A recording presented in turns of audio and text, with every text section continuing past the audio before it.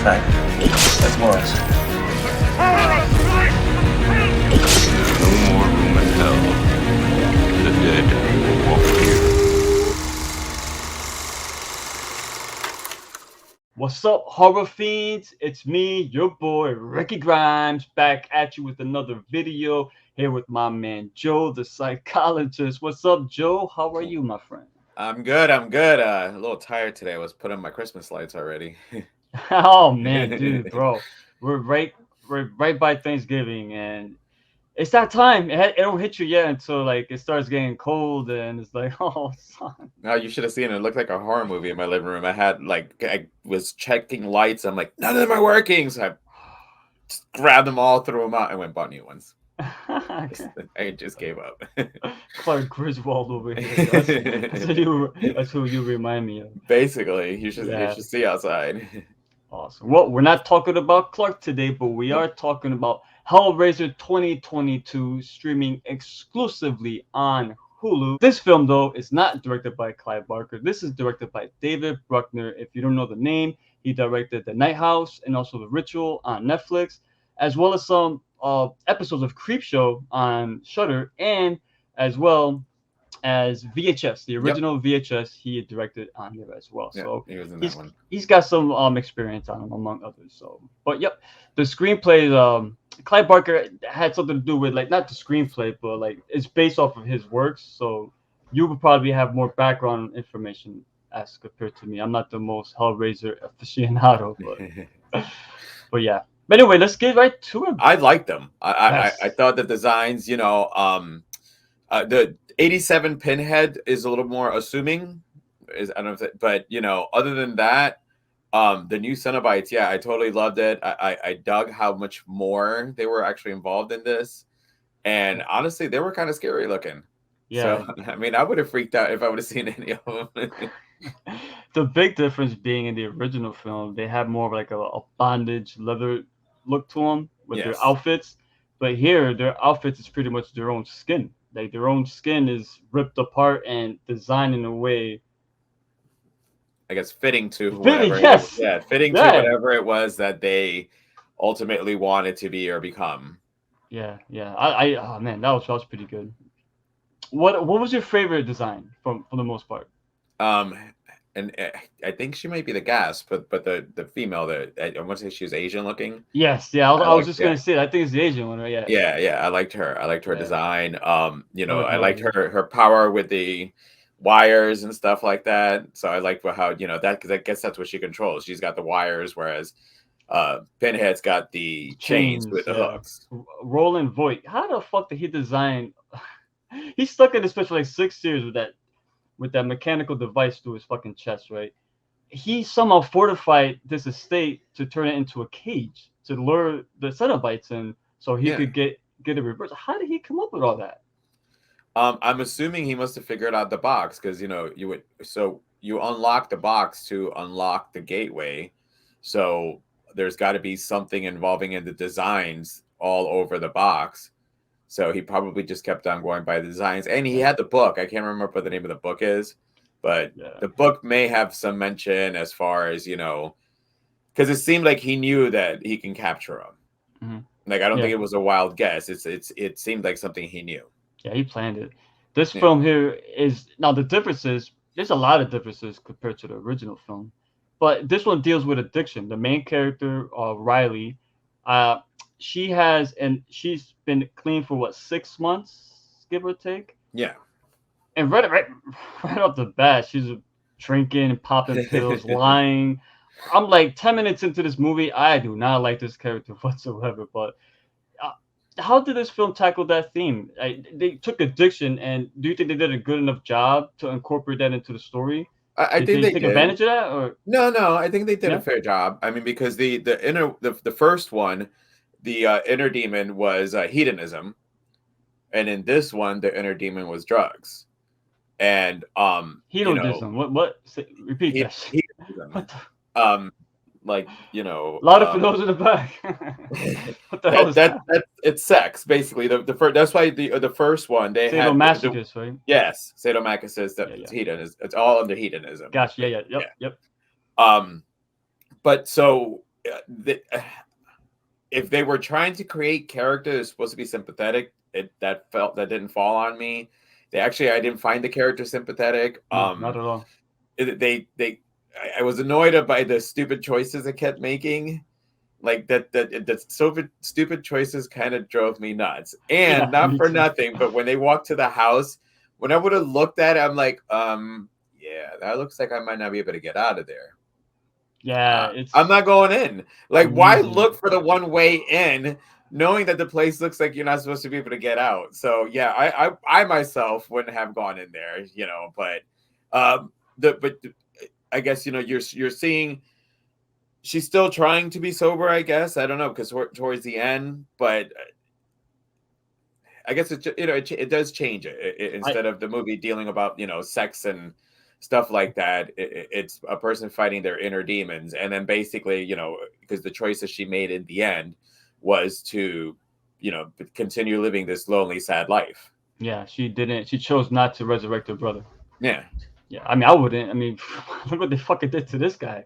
They resurrect my boy Matt over. He's gonna come back as a fucking walker.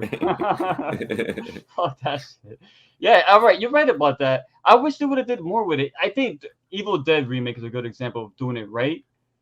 Here, it was there as a crutch because once the movie got started, even though you did bring up some good points though with the what was that word again? Hedonism. Whatever, you get it. One thing with this film, it did lack like the original film. We'll get into that later, but I'm gonna bring it up now because in case I forget. But the original film was definitely a lot of sexual, undertones. Well, not even undertones. That shit was clear as day. Yeah, it was. I mean, there was no sexual undertones in this film whatsoever like that. And they tried to bring it in right in the very beginning with Riley just having sex, but I think her wanting to hook up with this guy Trevor so bad, I think is a way she's trying not to do drugs, but I think she mentioned something. Can I just what did you say? Can I just fuck or God, I forgot. I'm gonna scratch that because I forgot the line. I know the line, I forgot it. But fuck for fun. Well, it's like one of her vices. She's like, can I at least have this one? Because I can't. Yeah. You don't let me drink. You don't let me do drugs. I don't want to do any of that stuff. But at least let me have sex. Please. Yeah. I need something. So that's how I took that. But I don't know. Again, the characters just fell flat on me. I liked her friends way more than I. Yeah. Now this film, the filmmakers said this is not really a remake, but a reimagination or what's. Yeah, I guess a reimagination. Something, yeah. They always trying to find some new buzzword so they could get away from the word remake, but essentially it's a remake.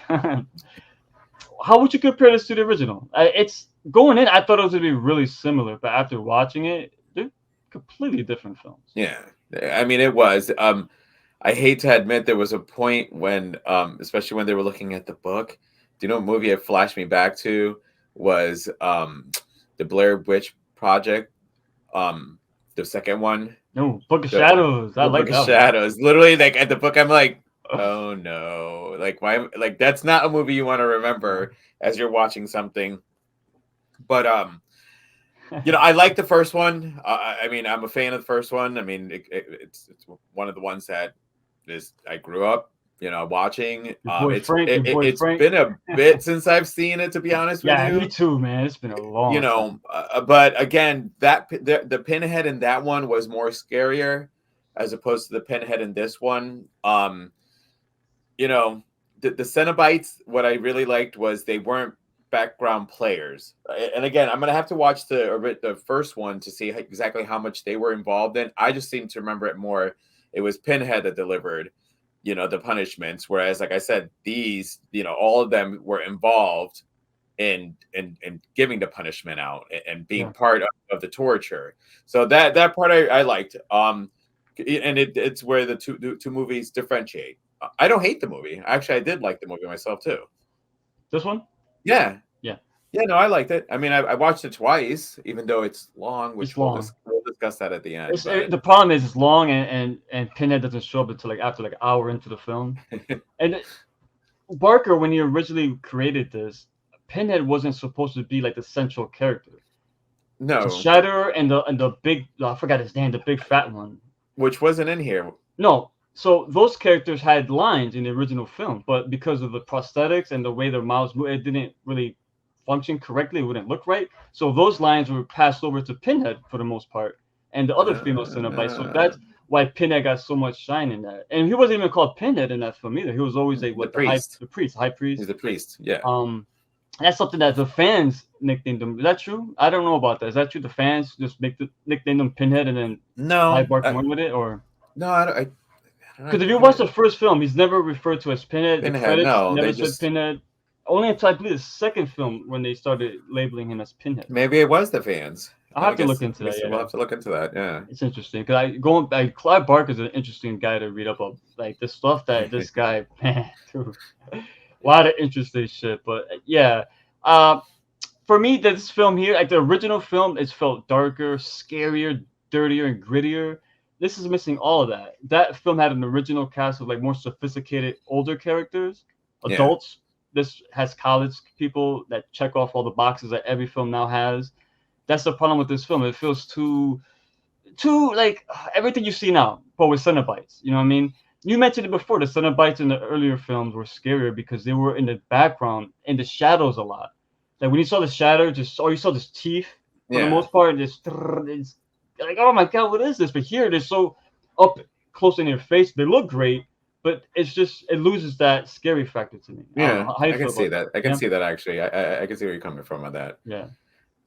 I guess I mean I like that they were showing them more, but now that you put it that way, yeah, because I guess there was so much in there. I can see your point on that. And not the Terrifier 2. This film has like zero gore in it, man. Oh god, no. Now, let me ask you, the original Hellraiser has some gore. I remember like at the end, Frank, when he got just ripped apart, like he's pulled him apart.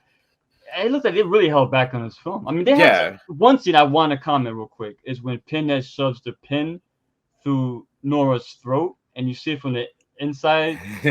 That was oh my god, that was pretty cool. I did like that. That was cool. But how about you? Anything stood out for you as far as like in the gore department? Because like I said, no, because I mean the only actual gore was when they when Riley stabbed the one Cenobite that of course the priest Pinhead basically tore apart. I mean, other than that, no. Like Trevor, you didn't see him get killed. Matt disappeared. The other lady, the one from the up in the estate, the original one. I forgot her name.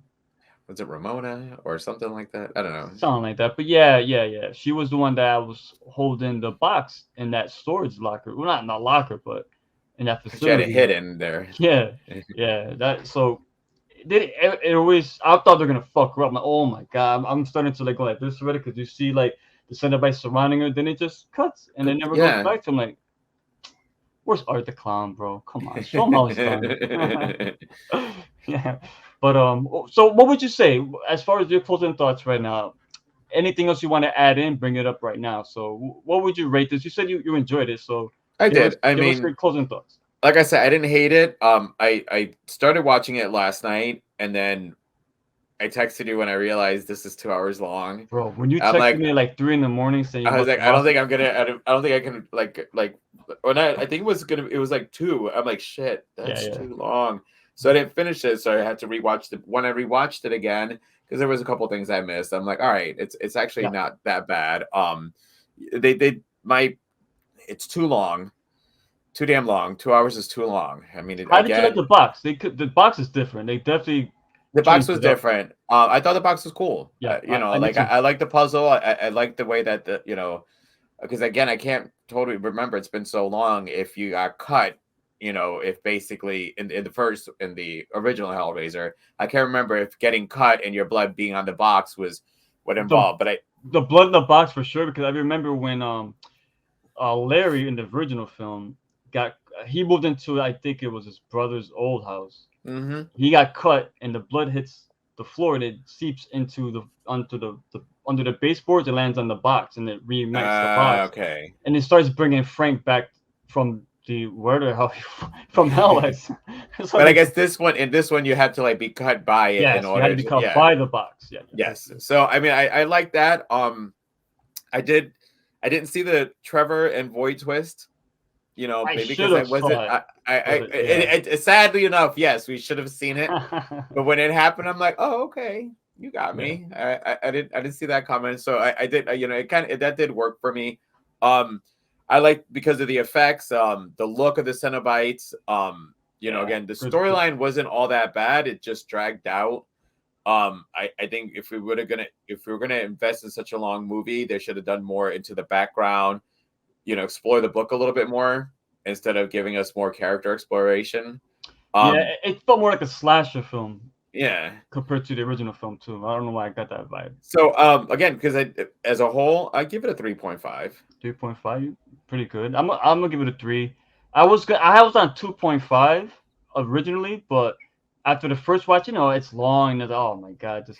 But after I sat with it and I really thought about it and talking to you, really cemented the fact that I didn't hate the film. At first I was like, bro, this Riley. You know me, man. If I don't like the central character, that if I don't feel no sympathy for this character, I'm not invested. I don't care what happens to her. And this character was just. But the Cenobites, I wish they were scarier, but they looked great. So it did. It evens out. I'm a sucker for makeup, and and the ending, we can't forget it real quick.